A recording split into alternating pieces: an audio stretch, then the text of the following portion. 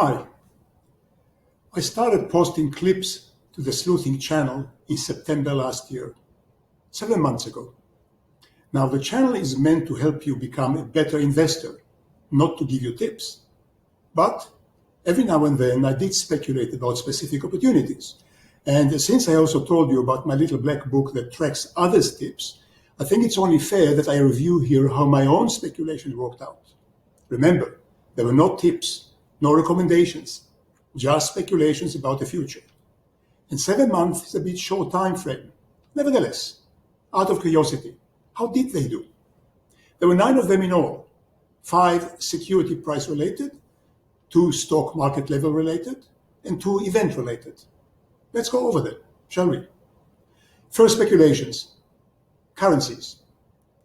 Soon after I began, I compared the EU, the European Union, to a failed startup that knowingly sold to customers that cannot pay, then sold their IOUs, their receivables, to banks. My speculation was that the EU would likely go bust or come close to it. In concrete terms, the euro would do badly, at least worse than the British pound. That is, long the British pound, short the EU. How did this first speculation do? So-so. From a ratio of 1.12 British pound to 1 euro at a time to 1.14, 1.15, or a rise of 1 or 2%. It's not a decline, it's a rise, but not that much. At the same time, the EU declined 18% versus the dollar. Now, a 2% gain is ho-hum. Right direction, too small a number. For what it's worth, I still think the EU will plunge against the British pound, and of course also against the US dollars. This is until the EU goes really bust and the US come to its rescue, as the EU realize the US is king and the UK is viceroy. But that's well in the future. Second speculation. General Electric, GE. Soon after, still in September, I speculated that Warren Buffett was unlikely to invest in GE because it was still too expensive, trading at about $11 a share then. I speculated that Berkshire price for GE would probably be around $2 or $3, where the real value was. In other words, I speculated that GE was a great short. How did this bearish call work out? Today GE is 6 or down 45%. I'd say this worked out well, wouldn't you? Third speculation, calling a temporary market bottom. On March 6, I noted that the Fear and Greed Index was a panicky 5 out of 100. So we were probably close to a temporary bottom because it is a contrary index. The S&P was a shake below 2,700 when I made my forecast, about 2,690, and it did continue to fall lower to 2,200 or so, which was at a hysterical Fear and Greed Index of 3. Where is it now? It is about 2,900 today, or 11% higher. Not bad. Strictly speaking, it worked out okay, although it would have worked out even better if one kept buying all the way down to the floor-wetting fear index of 3. As they say on Wall Street, give them price or give them time, but don't give them both. Still, not bad.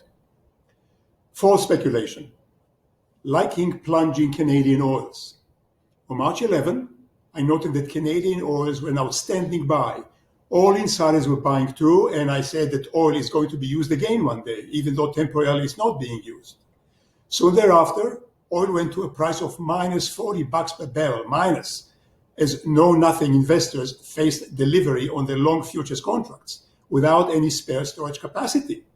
But of course, the best storage is in the ground. The oil companies have proven reserves. So what's better than buying both oil and storage at the same time? Insiders certainly were. Now, how did this speculation work out?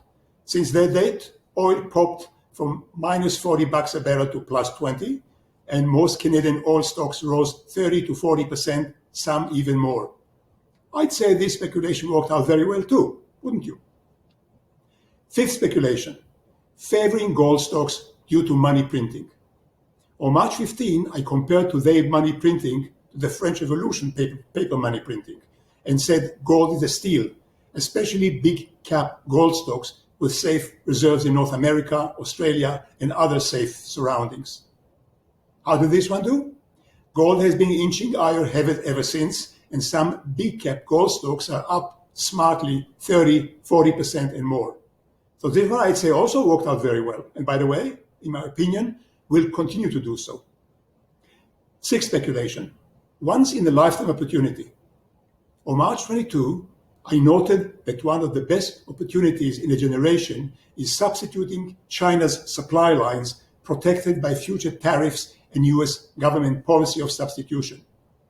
This was a speculation not just for stock market purposes, we'll see it in the future, but also for entrepreneurs who look for one-in-a-lifetime opportunity like the one presented years ago to Canadian gas drillers when NAFTA came into being. How did this one work out? Well, just a week ago, Peter Navarro of the White House, who holds there the China portfolio, admitted that the policy of supplanting Chinese supply line is now being hardwired into policy and lists of substitution are being made. I said this one worked out too and continue to be so. 7, speculation, calling a temporary market top. On April the 9th, when the S&P was 2790, I speculated that the S&P will eventually fall to 1800 and said that I would consider selling, leaving the last 200 points to others. That is, the market may rise 200 points, but then would fall. How did this one work out? Well, still indecisive. It did reach 2990, 200 points higher, then began to recede. But since the S&P can still go higher on the wings of Fed buying, whether my 200-point upside are meaningful is still unknown. How about falling to 1800? That too is still unknown. So revisit both later again. Remember, give them price, or give them time, but don't give them both. Meantime, I'd say this one is neutral, but again, we'll revisit it. 8, speculation, the fall of the art market. On April 18th, I speculated that art will soon crumble. Well, it has begun to. The proof? Museums are now beginning to sell some of their basement holdings, providing competition to much of the art being sold by almost bankrupt billionaires who want to sell the art they still own. I'd say this one worked out too, and we'll revisit in the future. 9th and last speculation, US versus China. I also kept speculating more than once with a heavy heart that we'll likely see a hot conflict between China and the US. This is one forecast I fervently hope I'll be wrong about. But it too looks more and more likely, unhappily. This will live for the future as well, and again I hope I'm wrong on it, but as per my view, one must be able to separate one's wishful thinking from one's cold analysis based on factual sleuthing. All in all, I'd say that of the 9 speculation, 6 were related to stocks or the market. Of these, 2 worked out very well, 3 worked out well to okay, 1 was a neutral. Not a bad record for 7 months, which is a short time frame.